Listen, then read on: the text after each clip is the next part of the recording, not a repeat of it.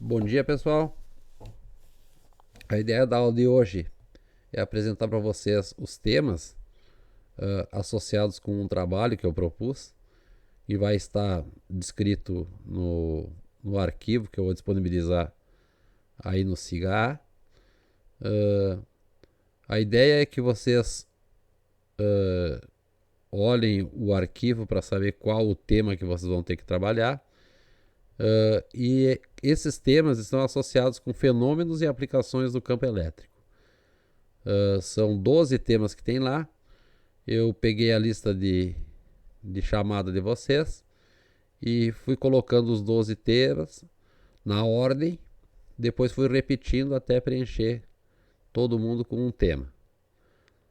Vocês vão pegar o tema, vão pesquisar na internet e vão postar no fórum por escrito, não vão colocar no arquivo, vão postar no fórum por escrito uma explicação dos fenômenos ou de como é que funciona algum tipo de equipamento, algum tipo de situação.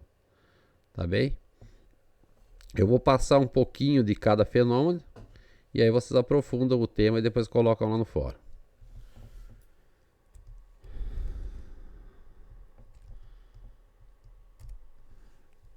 O primeiro tema que eu propus é o fogo de San Telmo e o fogo fátuo.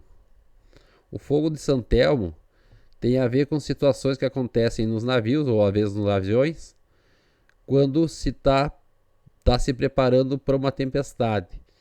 Então, nas caravelas antigas se percebia mais e não sabia se explicar bem o fato. As pontas dos mastros, eles começavam a ficar iluminados, uma cor branco azulada, quando o tempo estava para tempestade. Então esse é o fogo de San Telmo. Aqui uma foto do fogo de San Telmo no avião. E algumas vezes se confunde o fenômeno com o efeito chamado de efeito corona, que é quando acontece uma descarga, quando está se aproximando de uma tempestade. Já o fogo fátuo tem a ver com mais ou menos a mesma situação que acontece nos pântanos. Então os gases que estão sendo emitidos pelo pântano, em época de estar se armando uma tempestade, em dia que está se armando uma tempestade, eles começam a ficar iluminados. Então a ideia é vocês explicarem a partir do campo elétrico esses fenômenos. Então quem pegar esse tema, desenvolve explicando o que está acontecendo nesses casos. O segundo tema é a pintura eletrostática. Então na pintura eletrostática, uma pistola de tinta que está com a ponteira carregada negativamente, a tinta passa por aqui, se eletriza negativamente e o eletrodo positivo é colocado no veículo. Então o carro todo está carregado positivamente, a tinta está carregada negativamente, vai formar um campo elétrico daqui até lá, ou sentido contrário na realidade, sai da carga positiva e entra na carga negativa, campo elétrico apontando para a esquerda, e essas gotas de tinta que estão eletrizadas negativamente vão grudar com mais facilidade no veículo e vão pintar o veículo. O outro tema, tubo de raios catódicos, é um tubo daquelas TVs antigas, tem aplicação hoje em dia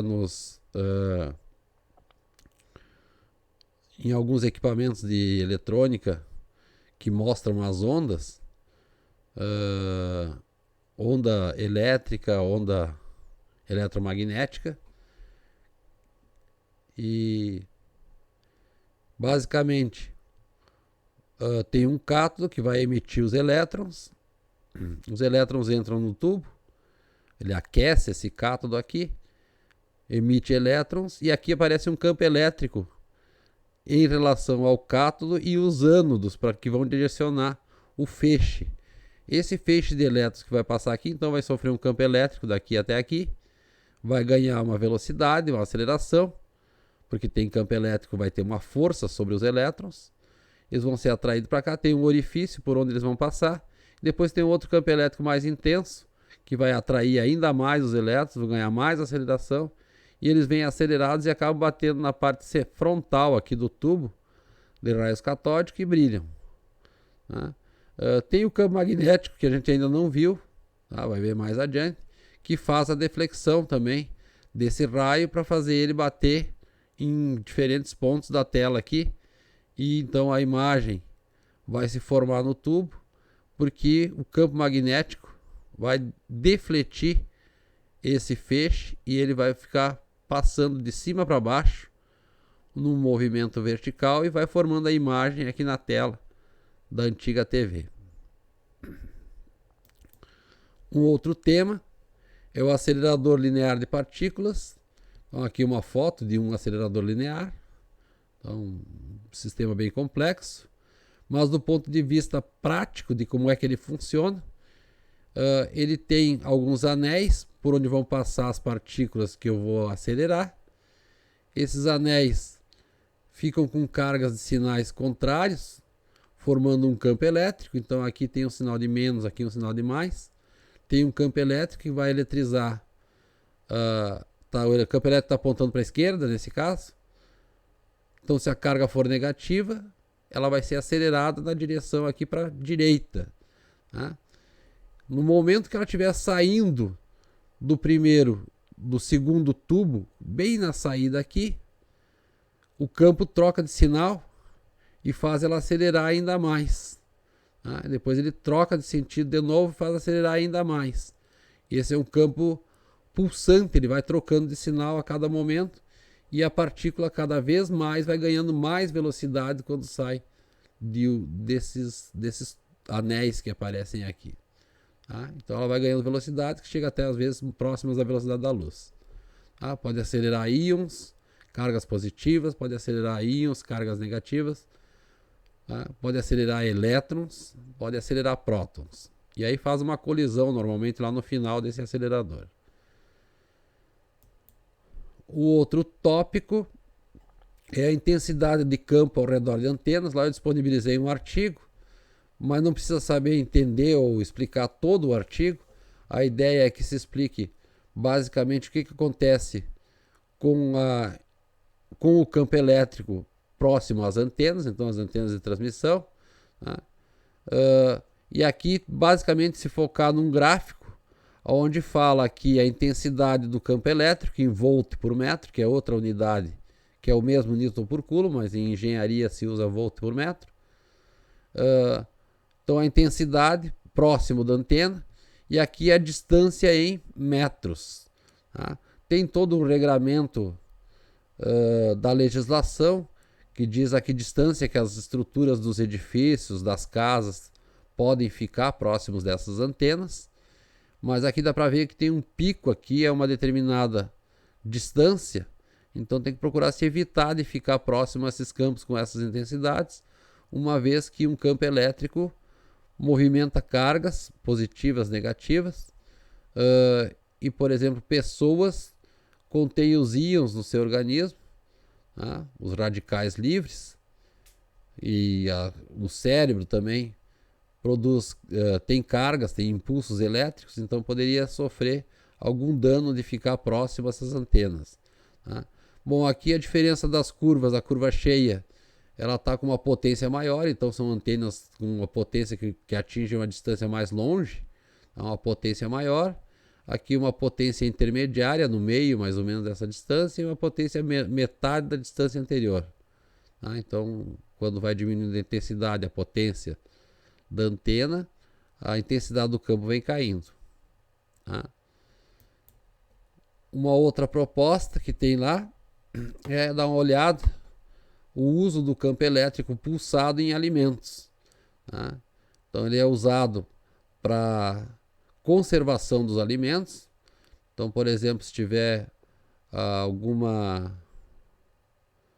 algum fungo que está se desenvolvendo nas frutas ou em algum chá ou em alguma hortaliça, se faz um tratamento com campo elétrico pulsado para matar o fungo. Tá? E lá nos Estados Unidos já tem produtos onde aparece no próprio rótulo, tá? Que ele foi processado por campo elétrico pulsante. Tá? Então pode procurar por esses códigos que aparecem aqui CEP ou falar, campo elétrico pulsante em alimentos, que vai aparecer lá vários sites explicando como é que funciona. Ou pode aparecer CEPI, campo elétrico pulsante de alta intensidade, ou em inglês, Pulsed Electric Field.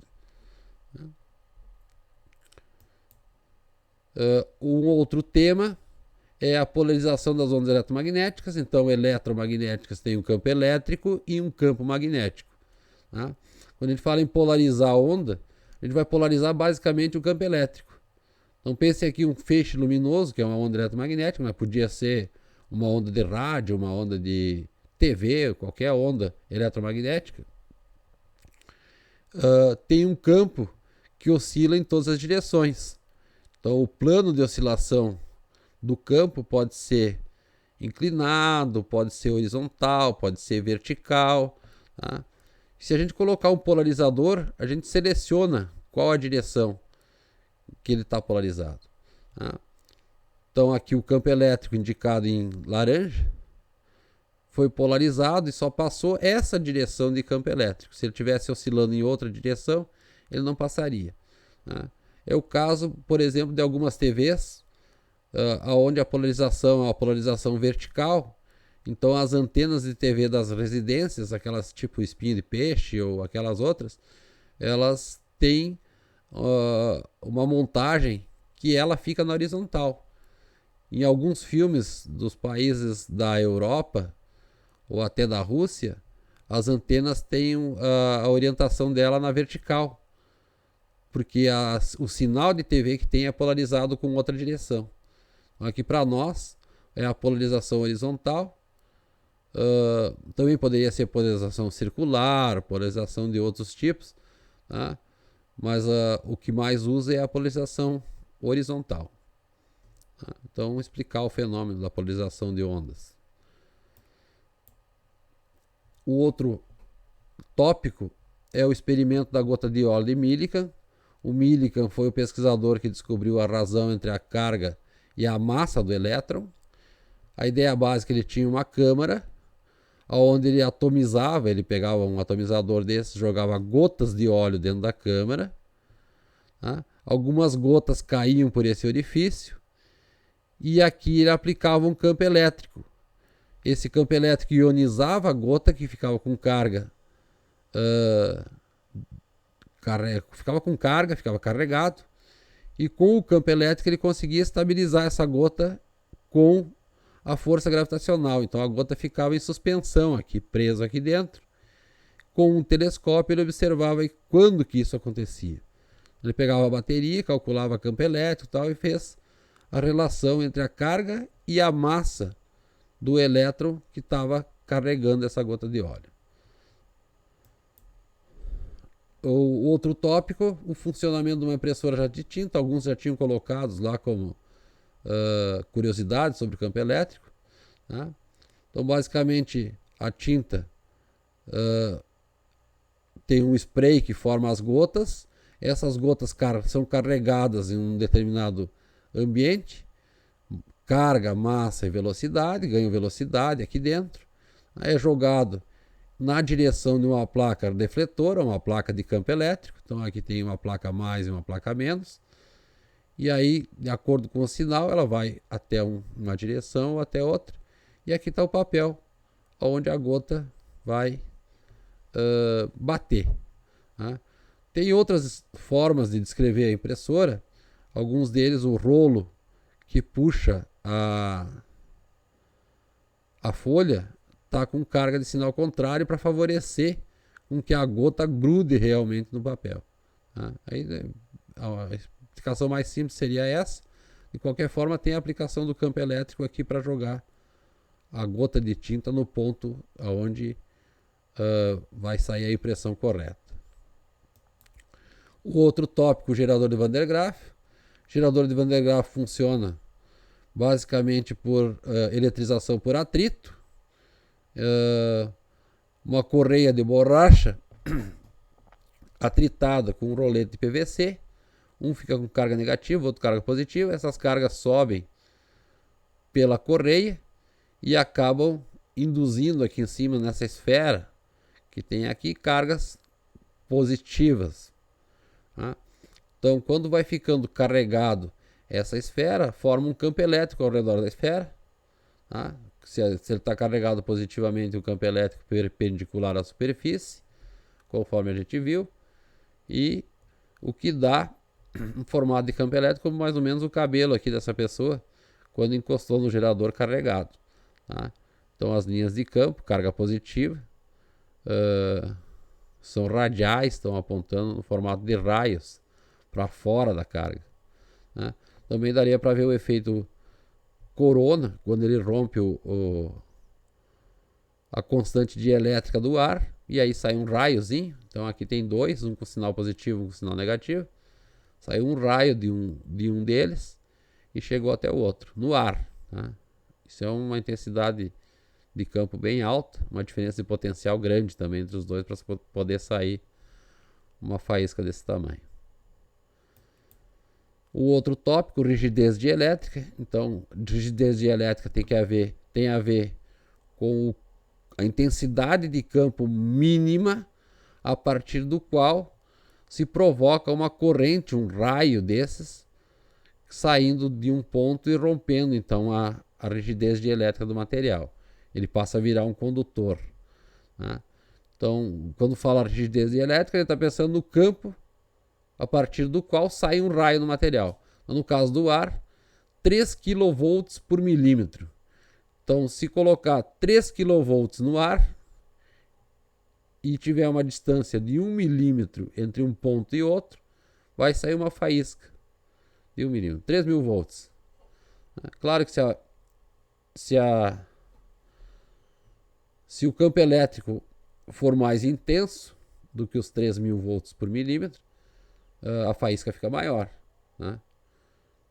Então é o caso dos raios, que tem milhões de volts, então o ar pode sofrer aqui uma distância bem maior do que 1 milímetro, sai uma faísca de um comprimento bem grande. E o último tópico, polarização de materiais dielétricos. Então, dielétricos são os isolantes, mas dependendo da intensidade do campo elétrico que a gente coloca esses materiais, eles podem passar a ser condutores. Então, basicamente aqui tem um dipolo, carga positiva e negativa, os elétrons representados em vermelho, os azulzinhos no núcleo, então carga positiva. Se aplicar um campo nesse material elétrico para lá, as cargas positivas vão em direção ao campo, então os azulzinhos apontam uma força na direção do campo, e os vermelhos, que são os negativos, andam em sentido contrário ao do campo. Né?